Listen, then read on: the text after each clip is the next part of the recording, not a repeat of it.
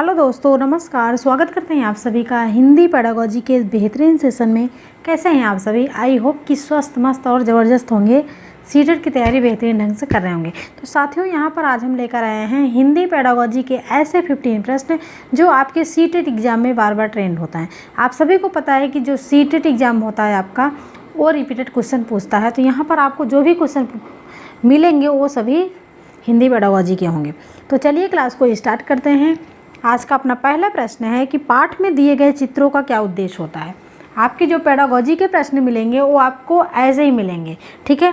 तो पाठ के में दिए गए चित्रों का क्या उद्देश्य होता है ये आपको बताना है। चित्र अमूर्त संकल्पनाओं को समझने में सहायता करते हैं, इसलिए पाठ में चित्र दिए जाते हैं। देखो, ये जो तैयारी आपकी होगी प्राइमरी लेवल की होगी, 1 से 5 की होगी। तो इसमें बच्चों की बुकों में, छोटे बच्चों की बुकों में प्राइमरी लेवल पे, जूनियर लेवल पे आपको पाठ में हर लेसन में चित्र देखने को मिलते हैं। वो चित्र क्यों दिए जाते हैं? चित्र इसलिए दिए जाते हैं कि चित्र अमूर्त संकल्पनाओं को समझने में सहायता करते हैं। बी ऑप्शन है, चित्रों से पाठ पुस्तक आकर्षक बनती है। क्या चित्र पाठ की शोभा बढ़ाते हैं या फिर पाठ पुस्तक चित्र देने का प्रचलन है?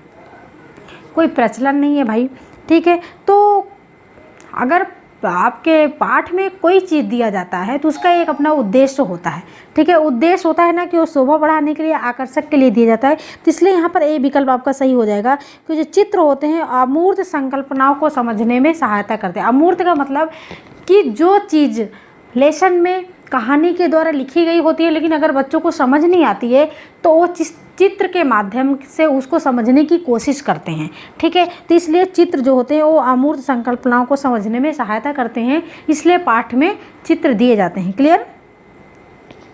प्रश्न नंबर 2 है कि पाठचर्या सहगामी क्रियाएं कराई जाती हैं, जैसे कि गीत हो गया, संवाद हो गया, अंताक्षरी हो गया, भाषण हो गया, वाद विवाद हो गया आदि। ये सारी चीज़ें क्यों कराई जाती हैं? अब तो बहुत कम हो गया अंताक्षरी, ये सब सारी चीज़ें कम हो गई जब से मोबाइल का टाइम आ गया। नहीं, पहले क्या होता था, ये सारी चीज़ें कराई जाती थी। लेकिन पाठचर्या सहगामी क्रियाएं, ये सारी चीज़ें होती हैं, क्यों कराया जाता है? भाषा और साहित्य को समझने में मदद करती हैं, अधिक अंक प्राप्त करने के लिए, समय और श्रम की बचत करने के लिए, या फिर शिक्षा के कार्यभार को कम करने के लिए। समय और श्रम की बचत कैसे कह सकते हैं? समय और श्रम की बचत से यहाँ पर आपका ये आशय है कि बच्चे मतलब उनको टीचर को पढ़ाने से छुटकारा मिल जाए और वो ये सारी चीज़ें कराते रहें, जैसे गीत, संवाद, अंताक्षरी, ये सारी चीज़ें कराने से समय और श्रम की बचत होगी। तो ऐसा कुछ भी नहीं है। ये जो चीज़ें कराई जाती है भाषा और साहित्य को समझने में, ठीक है। गीत देखो, बच्चे अगर गीत गाते हैं तो वो जो है राष्ट्रीय गीत भी होता है और फिल्मी गाने भी होते हैं। तो वो भाषा को समझने के लिए, साहित्य को समझने के लिए सारी चीज़ बनाई गई हैं। तो इसलिए यहाँ पर ए ऑप्शन आपका सही हो जाएगा, है ना। प्रश्न नंबर 3 है कि भाषा की पाठ्यपुस्तक में ऐसे पाठ रखे जाएं, कैसे पाठ रखे जाएं जो केवल व्याकरणिक नियमों का ही अभ्यास कराते हों, अत्यंत छोटे हों, सरल भाषा से युक्त हों, या फिर बच्चों के परिवेश से जुड़े हों, ठीक है। केवल आपका निगेटिव होता है। केवल क्या होता है आपका निगेटिव? अगर क्वेश्चन पॉजिटिव है तो पॉजिटिव के साथ आपको पॉजिटिव टिक करना है। यहाँ पर क्वेश्चन पॉजिटिव है कि भाषा की पाठ्यपुस्तक में ऐसे पाठ रखे जाएं। अगर आप हिंदी भाषा पढ़ रहे हो तो उसमें पाठ में कैसे कैसे आप पाठ रखे जाएं। तो क्या जो है व्याकरण, जो ऐसे पाठ रखे जाए जो व्याकरण नियमों का ही अभ्यास कराते हुए फिर अत्यंत छोटे हों। सरल भाषा कुछ नहीं होता। सरल और कठिन की जहाँ बात आए वहाँ गलत है, और छोटे बड़ा नहीं होता कुछ भी, ठीक है। तो यहाँ पर हो जाएगा डी ऑप्शन कि बच्चों के परिवेश से जुड़े होने चाहिए। बच्चे जिस स्थान से आते हैं वहाँ से जुड़े होनी चाहिए वो भाषा, ठीक है। मातृभाषा में होनी चाहिए। अगर बच्चे मातृभाषा जानते हैं तो मातृभाषा में भाषा होनी चाहिए ताकि उनको समझने में कोई दिक्कत ना हो। इसलिए यहाँ पर डी ऑप्शन सही हो जाएगा। तो दोस्तों, वीडियो कैसी लग रही है? अगर अच्छी लग रही है तो वीडियो को आप लाइक करिए और शेयर करिए, सब्सक्राइब करिए और बेल आइकन को ज़रूर प्रेस करनी है, जिससे डेली वीडियो का नोटिफिकेशन आपको मिलता रहे, ठीक है जी। प्रश्न नंबर 4 है कि श्रव्य शिक्षण सहायक सामग्री का साधन नहीं है। क्वेश्चन क्या है? अगर नहीं है इसका मतलब क्वेश्चन क्या? निगेटिव। आप आंसर क्या टिक करोगे? निगेटिव, ठीक है। अगर आप इसको फॉलो करते हो तो आपका आंसर कभी भी गलत नहीं जाएगा। ठीक है, आप एग्ज़ाम हॉल में एक बार ज़रूर सोचोगे कि हाँ मैम ने ऐसे बताया था। तो यहाँ पर श्रव्य शिक्षण सहायक सामग्री का साधन नहीं है, इसका मतलब क्वेश्चन कैसा है, नेगेटिव है। आंसर कैसा टिक करना है, नेगेटिव। यहाँ पर बताया जा रहा है कि सुनने, ऐसा कौन सा ऑप्शन है जिसमें सुनने जैसे सहायक सामग्री कुछ भी नहीं है। ठीक है, सुनने जैसे सहायक सामग्री नहीं है जिसको हम सुन सकें। तो ग्रामोफोन को क्या करते हैं, हम सुनते हैं, है ना। टेलीफोन को क्या करते हैं, हम सुनते हैं, है ना। रेडियो को क्या करते हैं, हम सुनते हैं।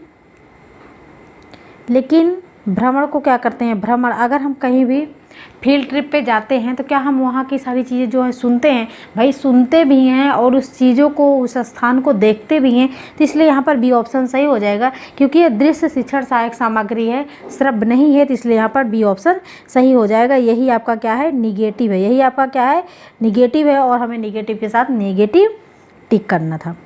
प्रश्न नंबर 5 है कि शिक्षण सहायक सामग्री के लाभ हैं। शिक्षण सहायक सामग्री हम क्यों यूज़ करते हैं, क्यों प्रयोग करते हैं। इससे पाठ अधिक सरल, रोचक तथा मनोरंजन बन जाता है। इसके प्रयोग से बालकों में पाठ के प्रति रुचि का विकास होता है।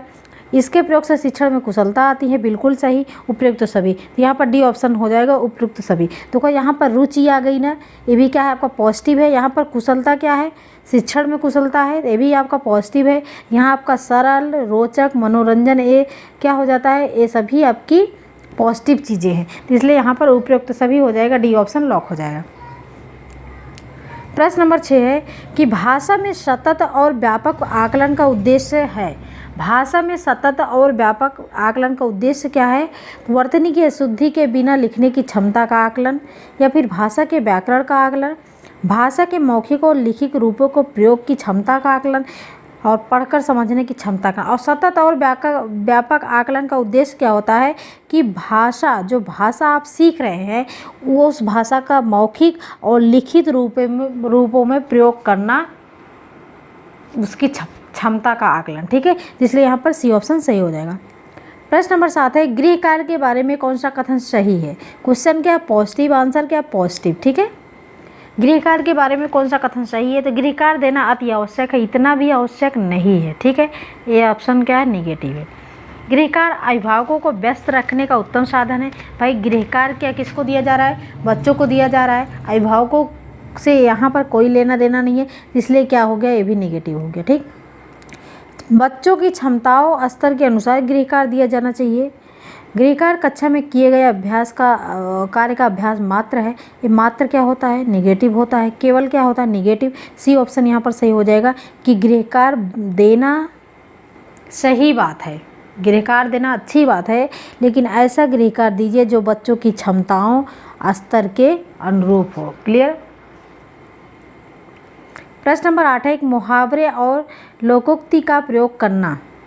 मुहावरे और लोकोक्ति का प्रयोग करना क्या कहलाता है, व्याकरण का प्रमुख हिस्सा है क्या, हिंदी भाषा शिक्षण का सबसे महत्वपूर्ण उद्देश्य है, या फिर भाषिक अभिव्यक्ति को प्रभावी बनाता है, केवल गद्य पाठों के अभ्यासों का हिस्सा है। गलत, काट दीजिए, केवल आपको यहाँ पर दिख गया। ठीक है, सबसे महत्वपूर्ण अगर यहाँ पर है तो ये क्या है आपका, गलत है। सबसे महत्वपूर्ण तो नहीं है, व्याकरण का प्रमुख हिस्सा है। तो इसलिए यहाँ पर सी ऑप्शन सही हो जाएगा। मुहावरे और लोकोक्ति का प्रयोग हम क्यों करते हैं, क्यों करते हैं, मुहावरे का प्रयोग हम क्यों करते हैं, बताइए। कि जो मुहावरे होता है उसका प्रयोग हम क्यों करते हैं, कि जो चीज़ें हम घुमा फिरा के कहते हैं, ठीक है, उस मुहावरे में क्या होता है, उसका आंसर घुमा फिरा के दिया जाता है। जैसे 9 2 11 होना, है ना, तो इसका आंसर क्या होता है, घुमा फिरा के। जो चीज़ हम शाब्दिक रूप से नहीं कह सकते वो हमारा मुहावरे होता है। ठीक है, तो इसमें लोकोक्ति होता है जो लोक द्वारा जो प्रचलन होता है, जो आजकल चली आ रही है, वो होता है लोकोक्ति। तो इसलिए यहाँ पर सी ऑप्शन सही हो जाएगा कि भाषिक अभिव्यक्ति को प्रभावी बनाता है। जो भाषा की जो अभिव्यक्ति होती है उसको प्रभावी बनाता है, इसलिए हम मुहावरे और लोकोक्ति का प्रयोग करते हैं। क्लियर। प्रश्न नंबर 9 है निगमन विधि है। आगमन विधि क्या होता है, पहले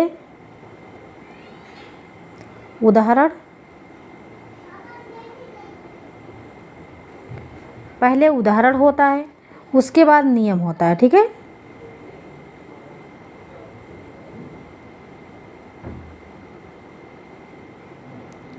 यानी कि आगमन विधि में क्या करते हैं, आगमन विधि में क्या करते हैं, हम पहले उदाहरण बताते हैं बच्चों को, उसके बाद नियम बताते हैं ना। और निगमन विधि में क्या होता है, इसका उल्टा होता है। निगमन विधि में होता है पहले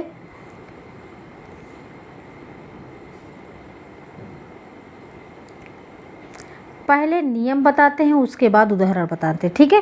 तो यहाँ पर निगमन विधि का पूछा है तो नियम बताकर उदाहरण देना है, यही आंसर को आप टिक कर दीजिए। और उदाहरण देकर जो नियम समझाया जाता है वो होता है आपका आगमन विधि। क्लियर। प्रश्न नंबर 10 है कि भाषा की शिक्षिका होने के नाते व्याकरण पढ़ाते हुए आपका उद्देश्य किस पर जाएगा। बच्चों को व्याकरणिक नियमों से अवगत कराना। नियम है तो काट दीजिए, इसको तुरंत नेगेटिव करिए, क्योंकि नियम हमेशा रटने पे बल देते हैं और सीटेट आपका रटने को अवॉइड करता है, ठीक है। तो इसलिए अगर नियम है तो इसका मतलब वो निगेटिव है। बच्चों को भाषिक संरचनाओं से अवगत कराना, बच्चों को वाक्य रचना के नियम बताना और भाषा का शुद्ध प्रयोग करना सिखाना। तो एक भाषा शिक्षिका होने के नाते आप व्याकरण पढ़ाते समय आपका जो मेन उद्देश्य होगा वो होगा कि भाषा का शुद्ध प्रयोग करना सिखाना, ठीक है। बच्चा शुद्ध बोल सके। प्रश्न नंबर 11 है कि छात्र व्याकरण के माध्यम से डांट करना सीखते हैं। छात्र व्याकरण के माध्यम से क्या करना सीखते हैं, ध्वनियों का शुद्ध उच्चारण, विराम चिन्हों का शुद्ध प्रयोग, भाषा का लिखित एवं मौखिक रूप से शुद्ध प्रयोग, ध्वनियों में सूक्ष्म अंतर, ठीक है। तो सी ऑप्शन आपका सही हो जाएगा कि छात्र व्याकरण के माध्यम से भाषा का लिखित एवं मौखिक रूप से शुद्ध प्रयोग करना सीखेंगे। सबसे पहले बच्चा क्या करेगा, ध्वनियों का शुद्ध उच्चारण तो नहीं करने लगेगा जब तक वो अच्छे से बोलेगा नहीं।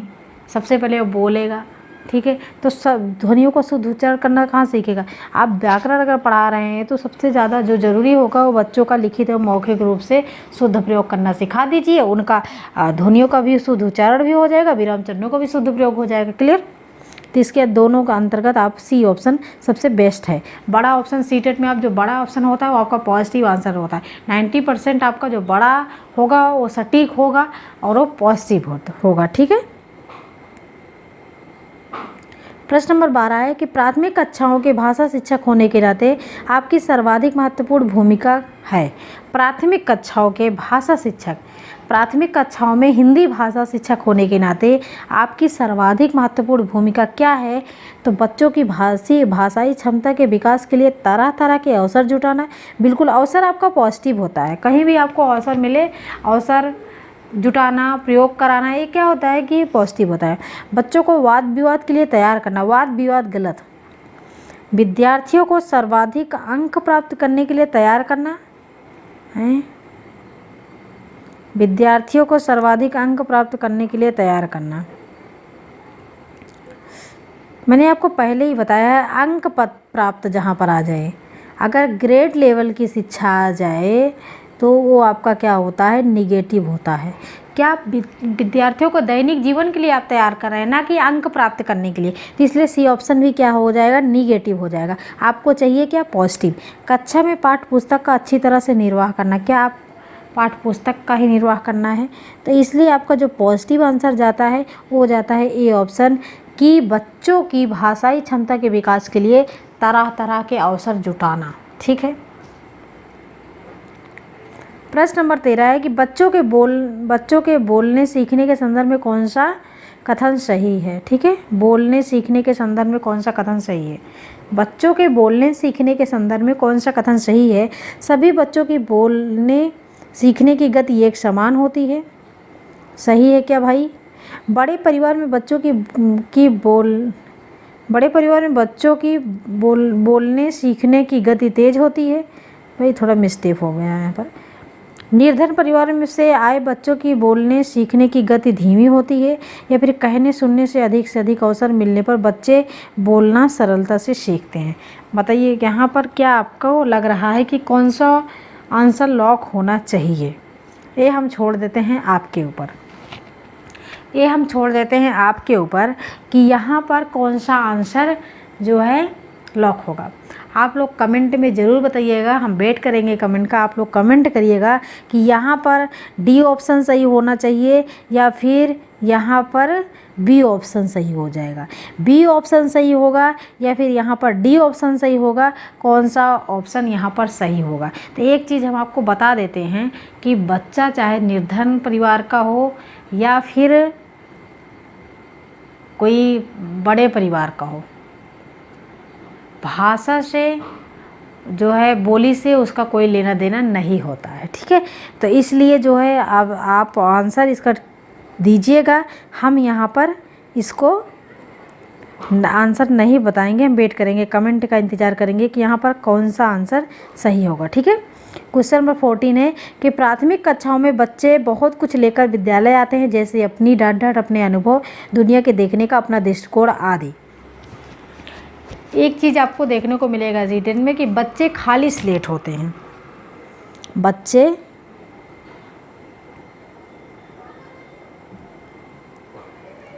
खाली स्लेट होते हैं। अब आप बताइए कि ये अगर ये दिख जाता है कि बच्चे खाली स्लेट होते हैं, प्राथमिक कक्षाओं में बच्चे खाली स्लेट होते हैं, कुछ भी लेकर विद्यालय वो नहीं आते हैं, तो बताइए ये आपका क्वेश्चन कैसा है। ये क्वेश्चन आपका कैसा है, तो क्वेश्चन आपका नेगेटिव है, ठीक है। अगर जहाँ पर आए कि बच्चे खाली स्लेट होते हैं, बच्चे कोरे कागज़ होते हैं, तो वो समझ लीजिए आपका निगेटिव फैक्ट है। और यहाँ पर है कि प्राथमिक कक्षाओं में बच्चे बहुत कुछ लेकर विद्यालय आते हैं, ऐसा बताया जा रहा है कि बहुत कुछ लेकर विद्यालय आते हैं, जैसे अपनी क्या लेकर आते हैं, अपने अनुभव, दुनिया के देखने का अपना दृष्टिकोण आदि। अब आपको यहाँ पर बताना है कि जो डाट है यहाँ पर वो अपनी क्या लेकर आते हैं, समस्याएं लेकर आते हैं, भाषा लेकर आते हैं, पाठ्यपुस्तक लेके आते हैं, कमियाँ। तो कुछ लोगों का जो आंसर आया वो आएगा सी ऑप्शन की, यहाँ पर पाठ्यपुस्तक लेके आते हैं, है ना।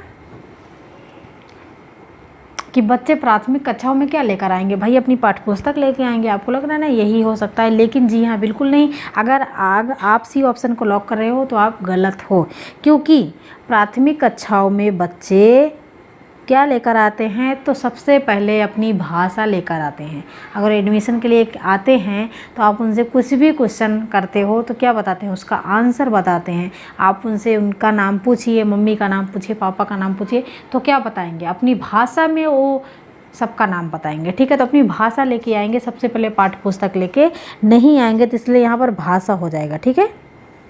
यानी कि प्राथमिक कक्षाओं में बच्चे बहुत कुछ लेकर विद्यालय आते हैं, जैसे अपनी भाषा, अपने अनुभव, दुनिया के देखने का अपना दृष्टिकोण आदि। वो अपने अनुभव लेके आते हैं। आप उनसे कुछ भी पूछिए, उनके घर के बारे में, उनके परिवार के बारे में, वो अपने अनुभव आपको बताएंगे, ठीक है। तो इसलिए यहाँ पर हो जाएगा कौन सा ऑप्शन, तो बी ऑप्शन सही हो जाएगा। भाई बी ऑप्शन को आप लॉक करिए, क्योंकि बच्चे खाली स्लेट नहीं होते हैं, बच्चे विद्यालय आते हैं तो कुछ ना कुछ वो लेकर आते हैं, जैसे कि अपनी भाषा। प्रश्न नंबर 15 है, किसी भी भाषा पर अधिकार प्राप्त करने के लिए सबसे महत्वपूर्ण है। अगर किसी भी भाषा पर आप अधिकार प्राप्त करना चाहते हैं, आप चाहते हैं कि वो भाषा आपको सबसे ज़्यादा आए, वो चाहे हिंदी हो, मराठी हो, उर्दू हो, संस्कृत हो, इंग्लिश हो, कुछ भी हो, ठीक है। तो उसके लिए आप क्या करेंगे, शब्दों के अर्थ जानेंगे, उस भाषा की वाक्य संरचना जानेंगे, उस भाषा का अधिकाधिक प्रयोग करेंगे, उस भाषा का व्याकरण जानेंगे। अगर किसी भी भाषा पर आपको अधिकार प्राप्त करना है तो उस भाषा का क्या करेंगे भाई, ज़्यादा से ज़्यादा उस भाषा का प्रयोग करेंगे। अगर आपको इंग्लिश पर अधिकार प्राप्त करना है तो क्या करेंगे, इंग्लिश टू इंग्लिश ट्रांसलेट दूसरों के साथ बातचीत करेंगे ना भाई। तो इसलिए सी ऑप्शन यहाँ पर सही हो जाएगा। तो ये थे आज के दोस्तों 15 प्रश्न। आपको वीडियो कैसी लगी, अगर अच्छी लगी तो वीडियो को लाइक करना और चैनल को सब्सक्राइब जरूर करना। एक्सपर्ट क्लासेस साधना त्यागी, है ना। Thanks for watching video. This is Sadhana Tyagi expert classes.